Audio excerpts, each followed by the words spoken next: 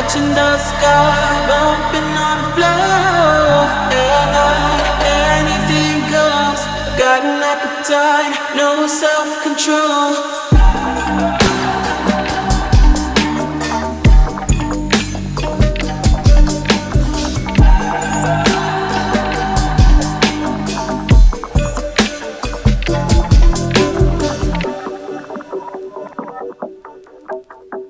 What's good, guys? So in this video, I'm going to be breaking down one of my favorite tracks and samples that I've actually made as of recent. And this one is just so powerful and uplifting and is full of different rhythmic elements that just create so much drive that I look forward to breaking down, as well as a bunch of awesome vocals in this. Speaking of, this video is also sponsored by Audemy, and so I'll also briefly get into how this vocal tool has just elevated this sample and allowed me to get a bunch of new sounds that I wouldn't have had before. And yeah, if you don't know me, my name's Blue. I'm a producer, sample maker. I've been creating many tracks, samples, sample packs, etc. for many years. And I also help coach and mentor producers who are trying to improve their music production and take where they're at and where they're trying to get to much quicker. So if you're interested in working with me one-on-one, you can book a free call down below. And yeah, here's the intro.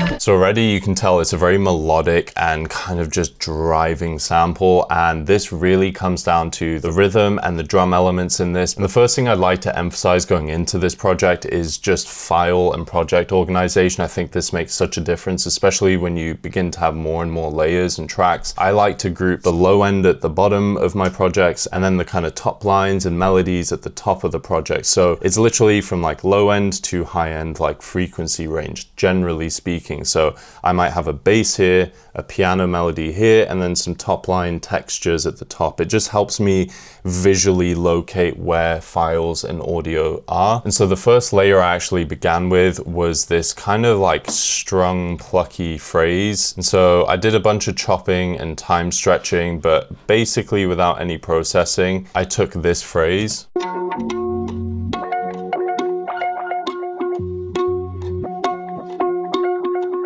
So really cool plucky texture or phrase that's obviously been run through some kind of like guitar pedals or like glitchy effects, granular effects. And I did a bunch of chopping and stretching, and then I took it onto the second track here where I ended up pitching it up, just so I got this kind of progression that followed the bass I'm going to show you after. So it sounds like this now. And all I did was pitch this down one. I've got this magic switch, which I like to use for things like acoustic guitars or that kind of like stringed instrument, because it's just a chorus plugin essentially that gives it this wider, spacier, psychedelic effect. I've got some reverb with a small delay so it sounds more intimate and like it's in a small room. And for the most part, just some EQ cutting out the low end as well.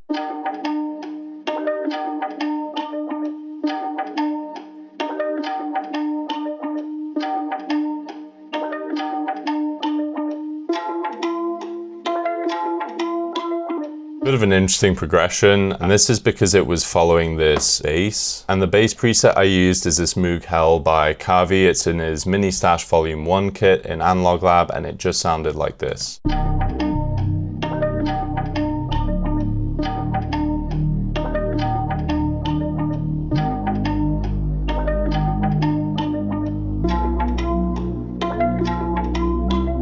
I really love how it already goes back to that root note, the C at the end there. It just creates this kind of like tension. And all I usually do for my basses is use a bus with some distortion. And then I've also got another bus which has chorus effects. So it just ends up kind of widening the bass, or at least the high end, because I have an EQ on after, cutting out the lows. So then I laid it with this phrase, which I've chopped and I've reversed. So without reversing and any processing, it sounded like this.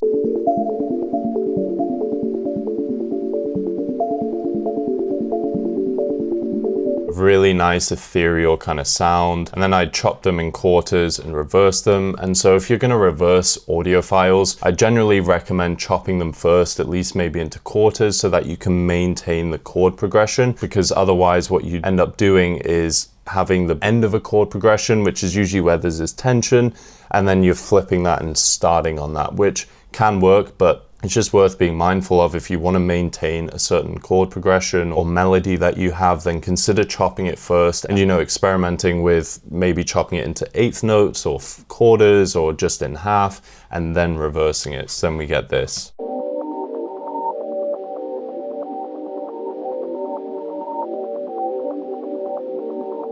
So it's still a really nice kind of like vintagey texture, and it just has that ethereal vibe. So group together.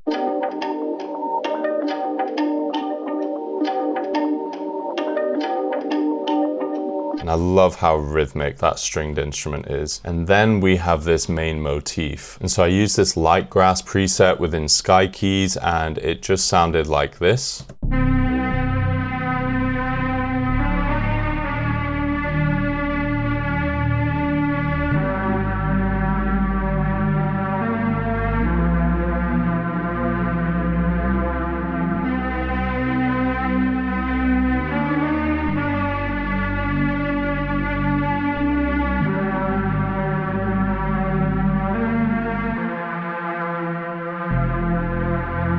I love how there's just a gap on the bass here and then just coming back in. But yeah, this basically just had compression, a bunch of reverb as well, and some saturation as well, using this warm tape preset, and just even more compression here. And this top line, this motif, is really just, I think, what gives a lot of emotion. It kind of sounds like some strings, like a very digitalized version of like cellos or something, and it just, I think, layered really nicely. And then just really quickly on some of the textures and the ambience I have in this sample, I've got some of this like kind of like vinyl hiss playing throughout parts of the sample.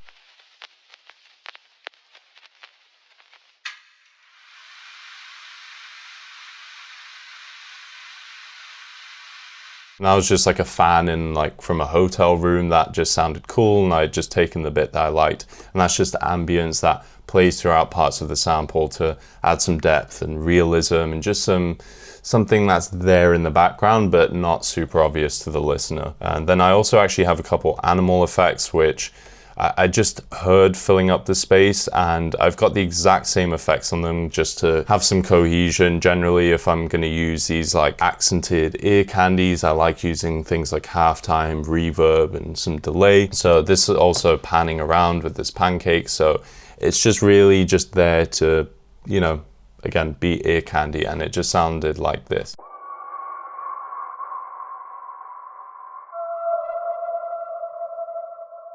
So you've got an eagle sound and then like a bird sound, and without processing they would both sound like this.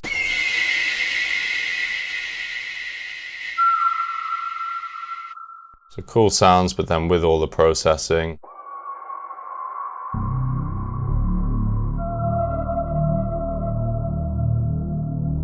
So, things like this, animal noises, can also be very melodic, and consider the fact that you can also pitch them around, which I did, just to get it to sit right in the project, and it just adds more depth and just, I think, interest, instead of just having a melody that plays over and over again. So just introducing more of these realistic elements. But now let's get into the drums. This is where a lot of the energy and the drive comes in this project, and I'll start with this layer as it plays throughout a lot of the sample. It's a really subtle layer that I've just pitched, and I've essentially cut out most of its frequencies with this EQ, and it just sounds like this.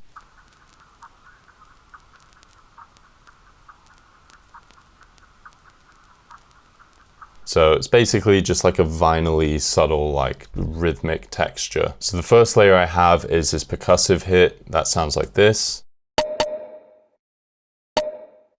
And then these two layers I think are some of the most impactful ones in this whole project, and this really comes to the processing on them. So without any processing, they just sound like this.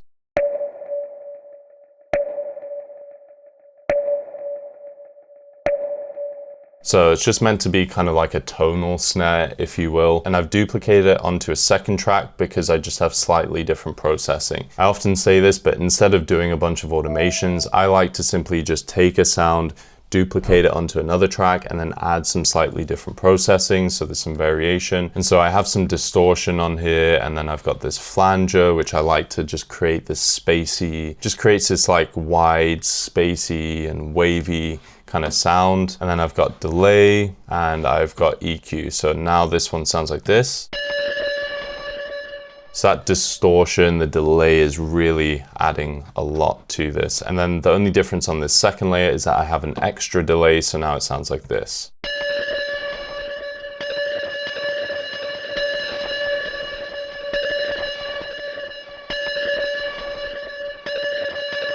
So you can hear it has a bit of a crazier delay where it just like kind of goes on, but it keeps this kind of cool rhythm. And the next layer, this is really like the beef of like the rhythm and the drums in this track. A little bit of halftime just to create a bit of like low end. I've also got a little bit of reverb with a big delay, so it's like it's very spacey, it's very large, and then just an EQ just ducking some of those muddier frequencies and where some of the melodic components are sitting, just to help create a clearer and cleaner mix. So they sound like this.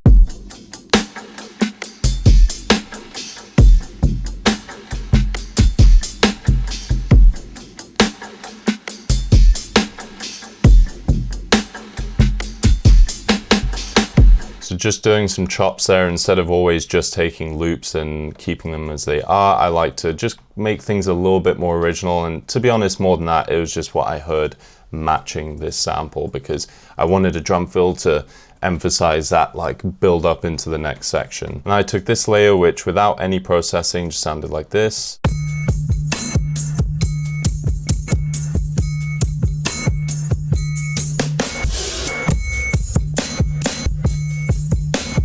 There's some cool like glitchy chops that I really liked and I just did manually, and then I added this shaper box preset, the phaser noise rhythm, and then again adding the flanger, adding some reverb, and then I'm EQing out most of the lows and even the mids, so now it sounds like this. So it just kind of sits a bit in the background, and if you layer it,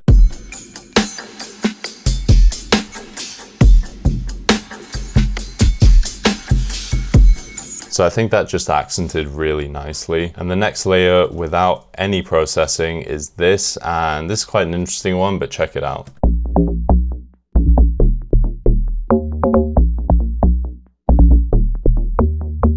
So it's actually like an piano drum rhythm, and I wanted to integrate this in a weird way because I like just taking elements from weird, like not weird, but different genres and ones you wouldn't expect, and just finding a way to blend them into my projects, because I think that's how you get a lot of novel and new ideas. So pitch this down to match the project, and then I actually pitched it up a full octave, which I should have really just done on one sound shifter. And then I've got some panning as well, and I'm EQing some of the lows out here, and then it's really these portal presets that I have that are doing it. So without the first one, it sounds like this now.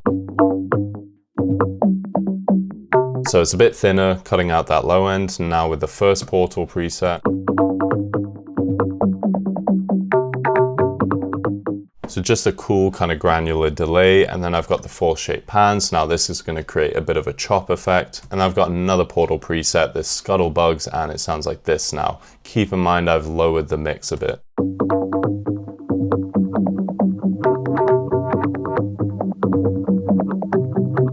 So it's just creating these like almost reversed swells. And then I've got another EQ here now where I'm cutting out most of the frequencies and just containing it to that sort of like mid-range.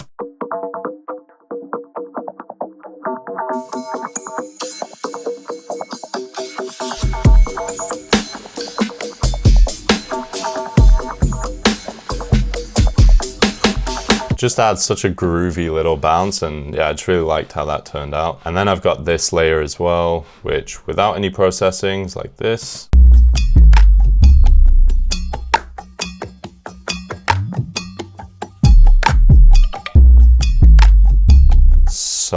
such a groovy rhythm. But I did obviously end up cutting out pretty much all the lows out of this because I already have that main drum groove. Like that's the kick that I'm using. I'm not gonna layer that with another one unless I wanted like an 808 or something, but I already have a bass, so, and now we get this.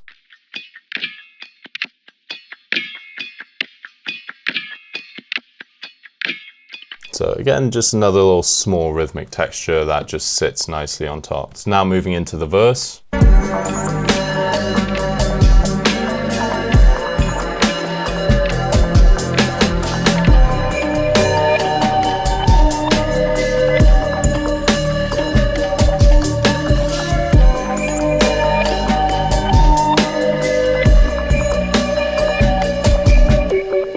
Again, I feel like those tonal snares, the distorted snares, are just really adding and carrying a lot. So we've got these two layers now.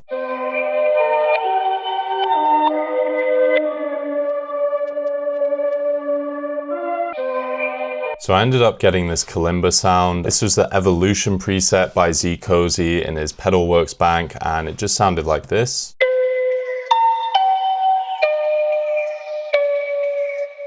And I always emphasize this, but just keeping melodies simple is going to help them be more memorable. You want to be able to sing or hum your melodies or even be able to play them on a keyboard with one finger. That generally is how you get the catchier, simplistic melodies that stick with the listener. And so I just layered that with this on one preset within Sky Keys and without any processing.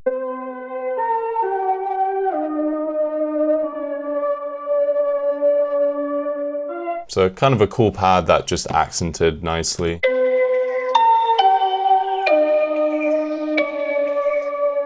The kalimba obviously sitting a bit on top and then more of that high end, and then this pad a bit more in those mids. And I just added a bunch of compression, reverb, some delay, saturation, and I've got this shaper box filter as well. So I bounced those out, and then with the kalimba, I chopped it and reversed it. And like I said, instead of just reversing the whole thing, I wanted to maintain that melody. So then we got this.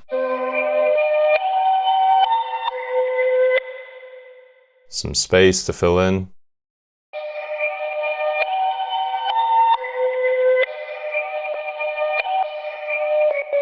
And just doing little chops like this at the end of sections is a cool way to just, you know, you could have a riser, but just something to create anticipation into the next section. And then I've really just got this little accent, which I really liked, and I just added a bunch of reverb and delay on them.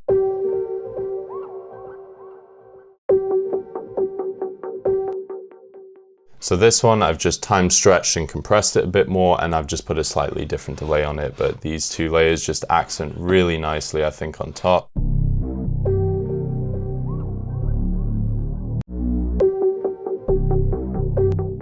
And especially that delay also kind of having that chopped kind of eighth note effect, it kind of made sense with the kalimba also being chopped. So just emphasizing that kind of rhythm, that stutter. And now going into the chorus where we get the vocals, a brand new bass, and I love this section so much.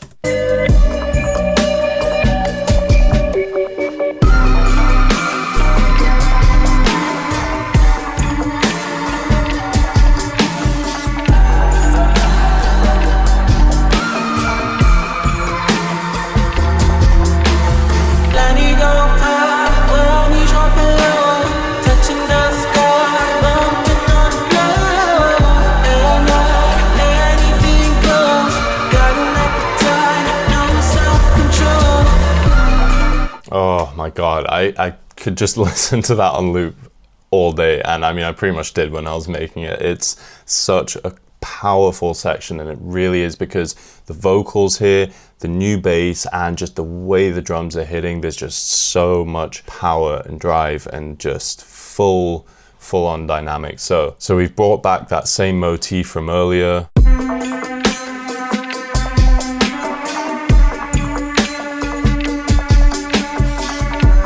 Just sounding nice and emotional, but now also with the drums, we've layered it with some live drums. Because this was such a powerful sounding section, I wanted to emphasize that. I didn't want the drums to just sit like this.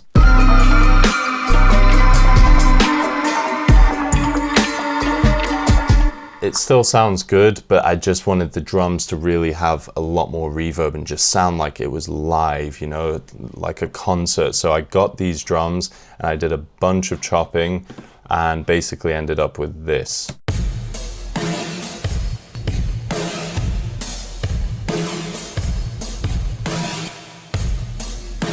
So I've got a bit of a lo-fi effect, and then I've got an ensemble plugin, which funnily enough, this was actually an accident. I didn't mean to click this plugin, and then I thought it sounded good because without.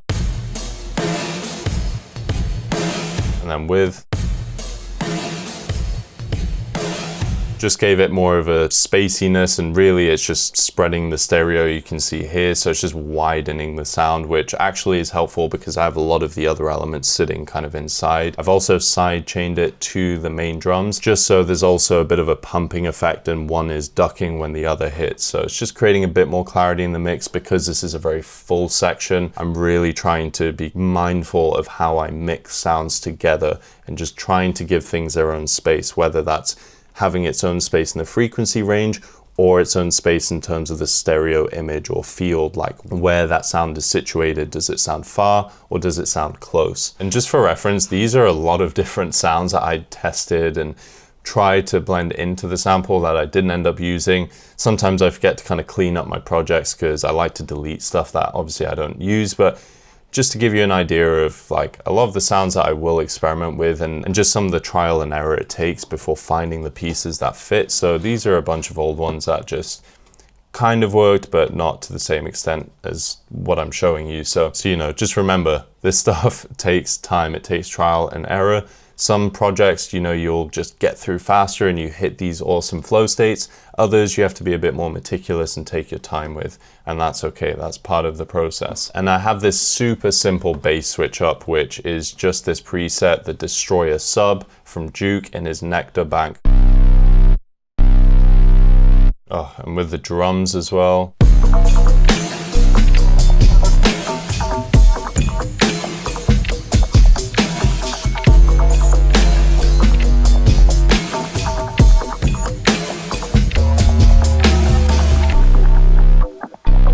So I just love how wide and big these sounds are. Oh, I just love how this turned out. So the original vocal file I had sounded like this.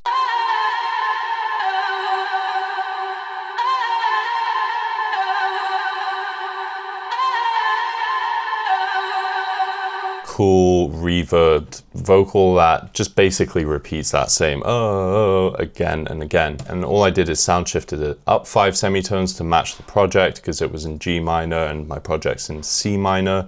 A little bit of the RVox, which is a great vocal compressor, and a bunch of reverb to wash it out even more. Now, like I mentioned earlier, instead of doing a bunch of crazy automations, I like to simply duplicate tracks, chop them, and put them onto different tracks. So the main difference between all these tracks is the exact same sample, but I've chopped it and put it onto different tracks that basically just have different effects and different pitches. So you'll hear how I've created this progression with that same repeating vocal sample.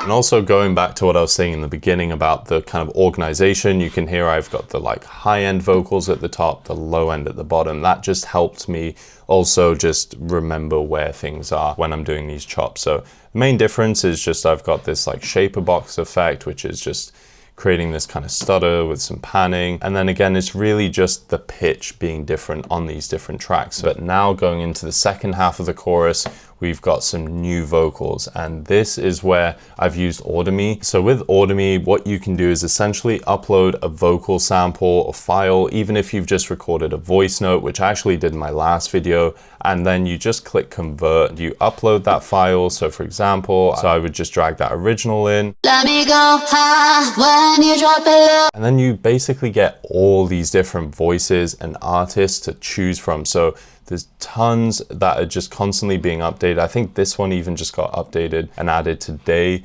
And you can also filter from like the bass, low, high voices, male, female, obviously the different kinds of genres as well. You have voices that suit soul or jazz, Latin, even hip hop or reggae more than others. So there's a lot of choice, and so you can also hear some of the previews. I talk bullshit a lot, no more fuck shit, I'm done. So we can let it go, cause all we know can't escape it, that's how it works.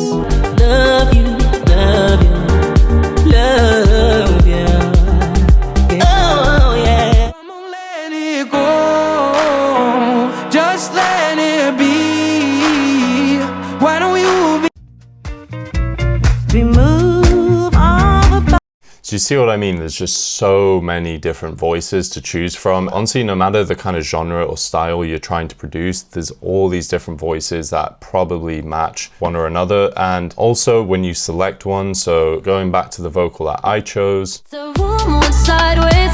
so maybe I'll pick this Haley voice, and you just simply click it. And if you scroll down, you can actually also select the key or scale that you want it in. And something to note is also where they have this core pitch range. So a lot of these different vocals, like People, are going to have certain registers that they sound the best in. So you can still pitch it to whatever you'd like, but a lot of these vocals will sit better in certain keys or ranges. So maybe I would select this one and have the pitch selected. You can also pitch shift it here, and you've got conversion strength. So here you can choose how much of the original characteristics you want to maintain in the conversion. And then you can also isolate the vocals, remove the instrumental, background vocals, reverb and echo, and even noise. And so you'll just press convert. And what's awesome is it actually saves your conversions, and you can even save these to light ones so that you'll always have them there. You've also even got options to create entire like harmonies here. You even have the option to record vocals directly into this. So as well as the vocal isolations, the stem splitter, it's got a lot of different options. So here we had this. Let me go high when you drop it low. And now we've got this. Let me go high when you drop it low. Touching the sky, bumping on the floor. So it's maintained all those artifacts really nicely, and so we can just download that, put it into our project, and that's basically what I did. And then I ended up with these two voices, which I really liked, and I just thought layered nicely on top, and only with the same little bit of like compression and reverb. And so then I ended up getting this. let me go far when you drop it low? Touching the sky, bumping on the floor, and anything goes. So now I have a male voice, which is really nice to layer. And then I've also got this one here. Let me go far when you drop it low. Touching the sky, bumping on the floor. Like just that raspiness in this vocal, it just contrasts nicely. And then so I just added the same sort of processing of the RVox, some compression, and then I've EQ'd these both slightly differently. I've also added reverb, so the EQs just look like this. It's a little bit different from each other, again, just giving them each other their own space. And so now layered with these three vocals, they sound like this. Let me go far when you drop it low. Touching the sky, bumping on the floor, and anything goes. Got an appetite, no self-control. Let it go. So now this stack is so much fuller than just the original. Let me go high when you drop it low. Let it go far when you drop it low. So it's a really powerful tool because again, you can take just a simple vocal file, and even if it's just a recording of yourself singing, you can put it into this and you can have an array of different voices if you want male, female, high, low, hip hop, soul, jazz, etc. There's a lot of opportunities there. So now finishing off the song and going into the bridge and then into the outro where we've got the same layers and we're bringing back the old original synth bass, and just with the animal noise, we get this. Touching the sky, bumping on the floor, and anything goes. Got an appetite, no self-control. Let it go far when you drop it low. Touching the sky, bumping on the floor, and anything goes. Got an appetite, no self-control.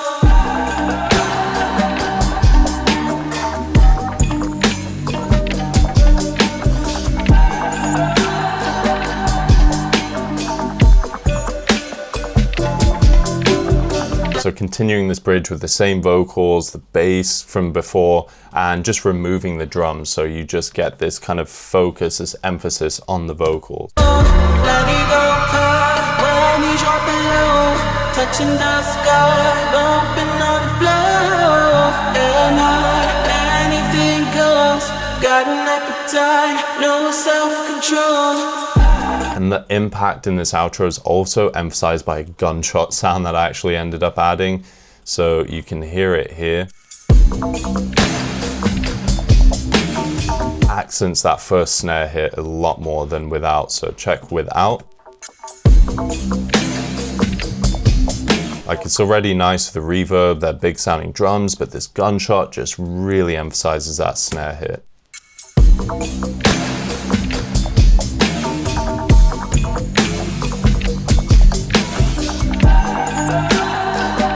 And then just a couple new vocal layers which are very subtle and just sit in the background, sound like this.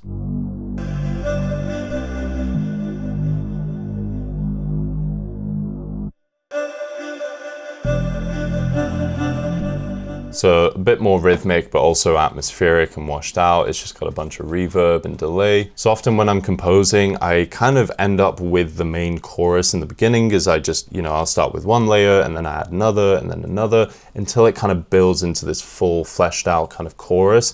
And then it's just a matter of breaking that up into different sections. So I'll put this piece here, I'll layer this with this here, and that just becomes a whole arrangement process of where things fit. So I can go into more detail on that in a future video, so let me know if you want to see that. But yeah, again, a big shout out to AudioMe for sponsoring this video, because it's really cool to be someone who can't sing, but I can record a voice note or take a vocal sample that I have and just get such a large selection of voices and variation, because some vocals have great melodies but don't necessarily suit the project because of their cadence or voice. So just getting those different voices where some of them sound raspy or have more bass or high end or more of a belting style, there's just a lot to pick from. So it really makes a lot of the music production a lot easier. And again, if you'd like to work with me one-on-one, where we can take where you're at in your music production and where you're trying to get to, whether it be the mixing, composition, arrangement, or even the social media and marketing side of things and creating your brand as a music producer, book a free call down below. We'll discuss these things and how I can help you progress much faster. So now if you'd like to see me break down a really high energy sample with a much different style and basically blending multiple genres together in one, you can click this video here. And until then, I'll see you in the next video. Peace.